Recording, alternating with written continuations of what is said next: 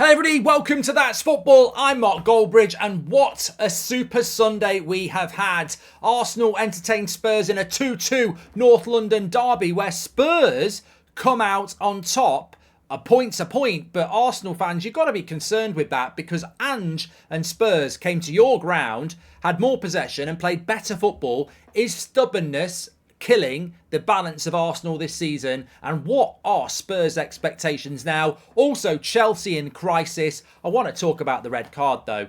The inconsistency in officiating again is but I suppose we should all be really happy because at least Howard Webb's adding 10 minutes onto every game so everybody gets more injuries. An absolute officiating mess in the Premier League again. But let's start off with the North London derby. Look, I've always been a big shout out of Arteta. Not an Arsenal fan. Saw the t-shirts, Arteta, and I was like, nah, I can see what he's trying to do. But that doesn't mean that you can't see what he's trying to do in a bad way. Maybe this is the beginning of the end of Arteta. Not in the sense that he's going to get the sack, but what I mean is the honeymoon over? Because they've gone through a brilliant season last year. I think the David Raya change is immense. I think David Raya, that save in the first half was world class. And I think that I saw what he was trying to do there. But I'm baffled by what he's trying to do in the midfield. I thought the balance of the midfield with Rice, Vieira and Odegaard worked really well in the first half. You were just playing a decent side. It was a battle. You can't dominate Man City's midfield. You can't dominate Spurs' midfield at the moment. It was a 50-50 battle. And I think at half-time, Arteta's tried to get clever. Rice has had to come off for Jorginho suspectedly injured. And then he completely killed Odegaard in the second half by playing Havertz. Like, I didn't even notice Odegaard in the second half, and Havertz is Havertz. I would have just kept Vieira on. The balance of Vieira and Odegaard and Rice or Jorginho is much better than Havertz. And it's this stubbornness to get Havertz into the team. And they were very lucky in the second half that Spurs didn't put them to the sword because apart from the penalty, what did Arsenal do? They didn't do anything. That penalty was very fortuitous because I think it was a penalty because it's a handball. Don't get me speaking about why we didn't get one a few weeks ago, but I think that should be a penalty. But apart from that, I think Arsenal would have been in trouble if they hadn't got it. And Spurs can walk away from that with a fantastic point and say, we played well, the momentum continues, we're on a level with Arsenal at the moment, we've got the same points as Arsenal, we can mix it up with them. Spurs are in a really good place at the moment. And to go to Arsenal and have more possession and play better football is surprising. And I think many of us thought at best it'll be a very equal game, and the draw reflects an equal game. But I think everybody watching it knows that Spurs played the better football, and Arsenal have an imbalance in their team at the moment. They're still a really good team, Arsenal, but they look imbalanced, and I think that's why they haven't clicked this season yet. Last season, they were smashing teams out of the park at this stage. This season, look, they've made a few changes, they've signed a few players, but their big problem is that it's the midfield. Their midfield is imbalanced, and I would personally, I don't know what the injury with Declan Rice is, but you look at what Spurs do. Basuma and Sarr, hard-working midfielders who will graft and play the ball forward. Maddison for the creativity. If I'm Arsenal, it's Partey and Rice and Odegaard for the creativity. It's not Rice, Havertz and Odegaard. I don't know what Arteta's looking to do there. I think what he was trying to do, Arteta, was, we're a really good team. We're the second best team in the league. I want to be more attacking. I'm going to play Havertz in the midfield with Odegaard. But what's happened is everybody's got better.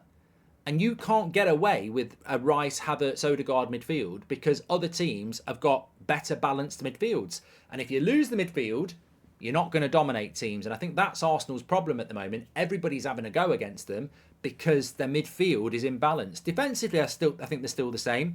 In attack, I think they're carrying Nketiah. I don't want to be harsh. I think if he's a bench player, he's fine.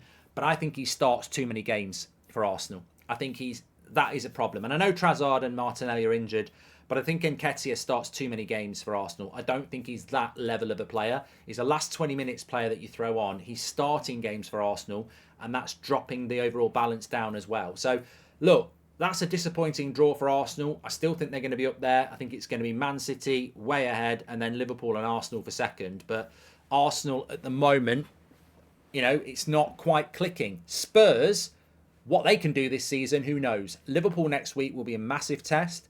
They haven't lost to Arsenal. They've got no reason to think that they're going to lose to Liverpool at home. I think that's a massive game for Spurs. And for a team that I didn't put in the top 8, and I'm not going to change that at the moment because things can change around in this league, and there's very good teams out there like Brighton and Villa. I hope United are going to improve, so Newcastle are in there as well. There's a lot of competition, but at the moment Spurs are flying high and they're playing well. And I think Spurs' probably best thing to do is just leave them alone and let them get on with it, because they don't need expectations. They don't need to be labelled. They just need to get on with it at the moment. And look, both goals for Arsenal, when you think about it. One's a handball, which is a bit unlucky. The other one's a deflection, which is unlucky. So, look, Spurs will probably feel that they should have won that game, having scored legitimate goals. But I think a draw probably was the right result. As for Chelsea, we're remiss of me not to talk about Chelsea. I haven't actually seen the game, but I don't think I need to see the game to know that Chelsea can't score goals and have lost another game because they can't score goals, especially at Stamford Bridge. I can only say this. I've said it so many times. £1 billion and you didn't go and buy at least one world-class striker. I mean, £150 million knocking on the door of Napoli, they would have given you Osimhen. They wouldn't be able to refuse that amount of money. So I don't know why they haven't done it. And whatever anybody thought about Lampard or Potter or Tuchel last season, they couldn't score goals. I remember Chelsea with Potter against Villa last season. They lost 2-0. I think Villa had 2 chances and scored. Chelsea had about 20 and didn't. Like, this has been a problem for the last year, that you can't put the ball in the back of the net. And you don't go and buy a world-class striker. It's incredible. It's almost a book now, how to spend £1 billion and be crap. And I tell you what I will say as well. Ten Hag at Man United has been under ridiculous pressure from the media. Why ain't Poch getting any pressure? Oh, you've got to give him time. You have got to give him time, but he's got £1 billion worth of money spent on that team, plus some other good players. They are shit. Like, he has to be under pressure. Has to be under pressure. Great result for Villa. A little bit like Spurs. They won't want any focus. They just want to go about their business and be left alone.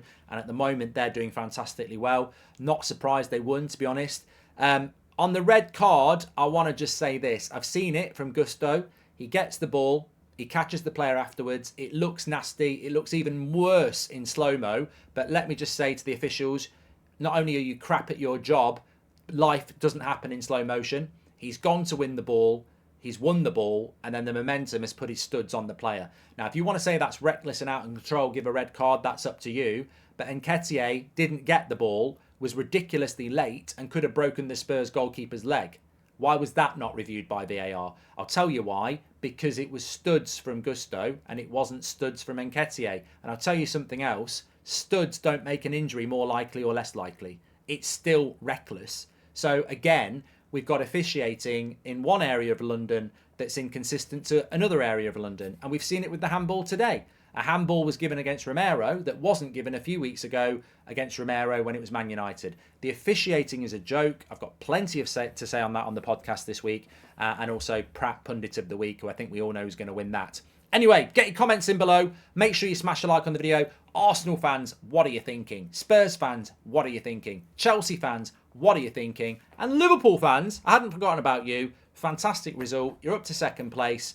The job Jurgen Klopp's done with that midfield deserves a hell of a lot more credit. To replace your midfield and be back up second in the league as the second best team in the league, because you are, isn't getting the focus it is. You know, everyone wanted to talk about you when you were shit last year. No one wants to talk about you now because, oh, it's Liverpool. They've done it before.